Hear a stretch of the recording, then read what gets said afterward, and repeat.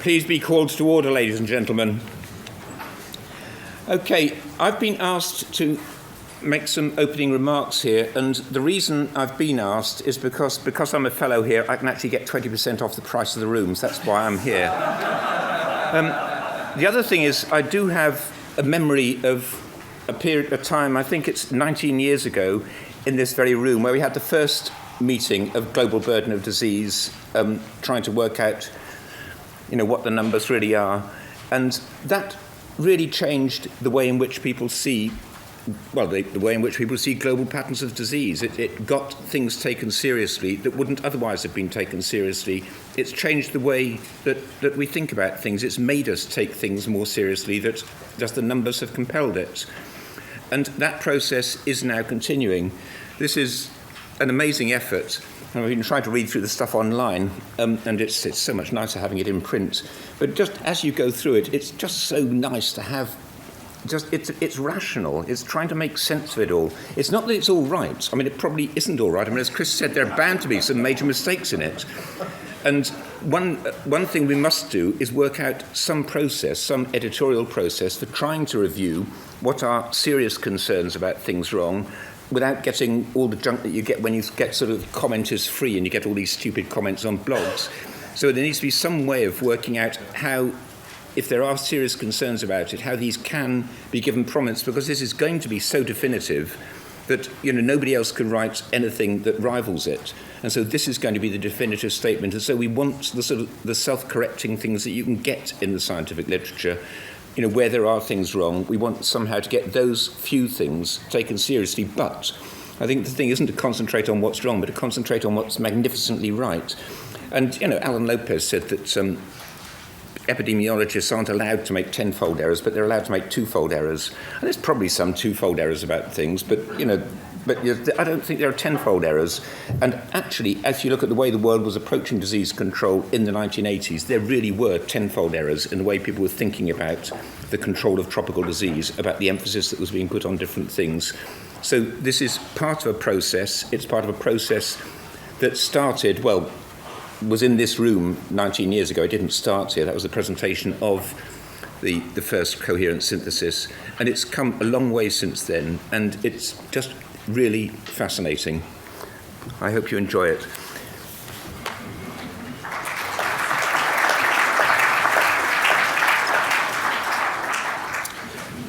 Good morning. I'm Chris Murray, and I've had the pleasure of being one of the leaders of the Global Burden of Disease 2010 study. And a bit like Richard, I've been thinking back to 19 years ago when we had a similar seminar about the first burden of disease results. And Richard was there, I was there, Alan was there, Tori Goodall and his son were there, and I'm sure there's others in this room perhaps that were also there 19 years ago. What's interesting about the last 19 years, though, is when we first presented the global burden of disease results, part of the surprise was that, why on earth did you need to do this? The idea that descriptive epidemiology could be important and that a comprehensive view of descriptive epidemiology was also a new idea. And much of the discussion wasn't so much about the results, but about whether we really needed to have that sort of comprehensive approach. Nearly 20 years later, we have a flourishing academic subdiscipline around descriptive epidemiology. And I think this study and what you'll hear about today and you'll read in the Lancet from this huge number of collaborators is a reflection of how the science has improved and advanced. And as Richard said, there's still many things that can be improved further, but it's really become an important area of scientific exploration and has legitimized, going back to work pre-burden of Richard's and Alan's on tobacco and other seminal pieces, but it's legitimized the whole area of describing the state of the world and what's changing. And I have to say that the Lancet has played a key role in that creation of a field, because while we talked about the first burden results 19 years ago here, it wasn't until they were published in 97 in the Lancet that I think the whole area of scientific writing on this really took off. And if you count citations, for example, for this type of work, they've really exploded since then. And so I think it's particularly fitting that this next major step in the burden of disease work is in the Lancet. We're enormously grateful for not just that we survived peer review and got published, but the incredible effort the Lancet's made in putting this together in such a nice way in a single issue. So I'll stop the reflections there. Thank Richard for his original foresight in accepting the first burden papers. Richard was a new editor at the time, and he wrote me a letter saying, "Dear Christopher, if I may," I hadn't met Richard, he said, "Despite considerable controversy amongst the editors, we've decided to go ahead and publish these somewhat, iffy papers." But here we are. I'll let Richard just tell us quite what he was thinking at the time. So thank you very much.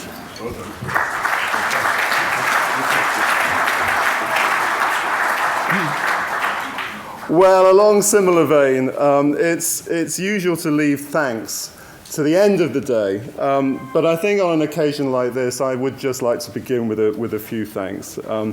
I first of all want to thank the 486 scientists that took part in the Global Burden of Disease 2010. You have really been through a lot, haven't you, these past few years, and you deserve a commendation for the collaboration that you have built up together over this time. I'd like to thank all the institutions that have made up the Global Burden of Disease project because, again, the collaboration that you've created, a truly international collaboration, has been a complete first, I think, in the history of population science. I would like to thank personally my colleagues, but more importantly, my friends, Chris Murray and Alan Lopez, and the team at the Institute of Health Metrics and Evaluation. You've got to remember that IHME a few years ago didn't even exist. It has been built up through loving care and the appointment of simply stunning scientists in that one floor in that building in Seattle, and has become a center of excellence in unprecedented time. And the collaboration between Chris and Alan, which goes back many decades, has simply been transformational in our field. And I owe a particular debt to both of those individuals who've done so much, not just for population science, but actually for human well-being. It would be totally remiss of me if I didn't also thank my colleagues at the Lancet, because if the scientists have been through it, boy, the editors have been through it too.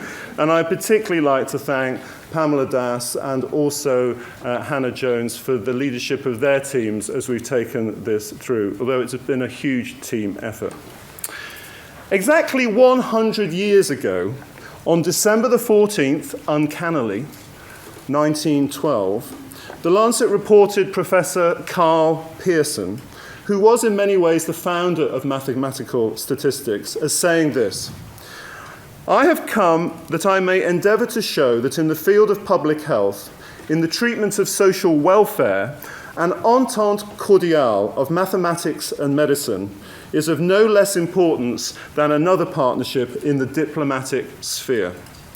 And the Global Burden of Disease 2010 is the ultimate expression, I think, of that entente cordiale. Carl Pearson emphasized in his lecture at the Royal Sanitary Institute the importance of what he talked about was accuracy and comprehensiveness. And he cited examples of how valuable data had been, in his words, unskillfully treated and erroneous conclusions arrived at. So those issues cited 100 years ago of comprehensiveness, accuracy, skillful analysis, sorting out the true from the erroneous conclusions, all in the cause of public health and social welfare, well, these remain at the center of our concerns in public health and medicine today. They're going to be our concerns as you hear this morning and this afternoon. The global burden of disease is the most comprehensive assessment of health in the world in the history of medicine. And I think its insights are comparable to those of the Human Genome Project.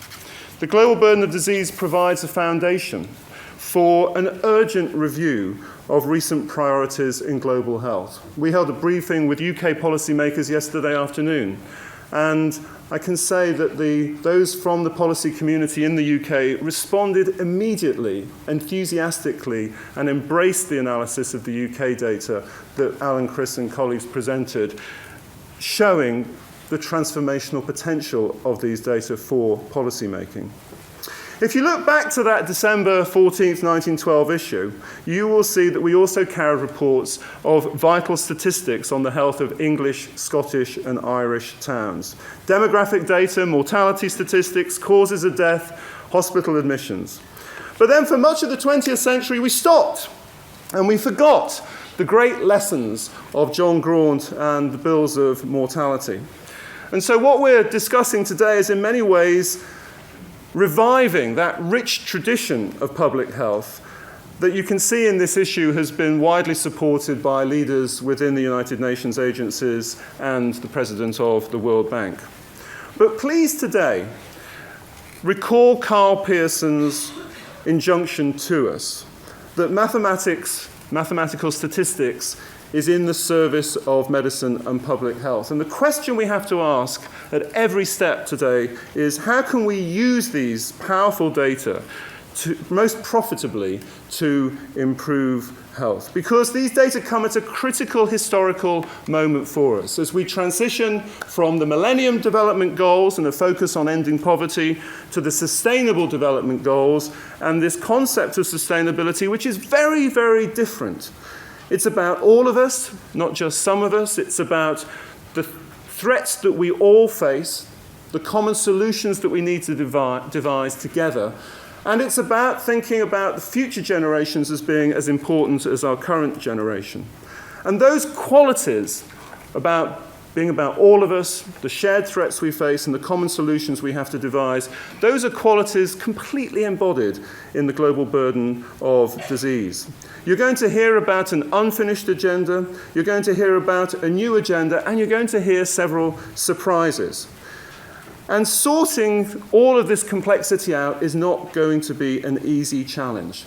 But what the GBD has done is to provide a level playing field for rational comparisons to be made to help us make better decisions and to put those decisions into their proper perspective, to be better prepared for the coming decade of sustainable development. I'm going to stop there and I'm going to immediately hand over to my colleague Pamela Das, who will be chairing the first session. But I would just like you please to come together and thank everybody, the 400 plus scientists, for their tremendous work.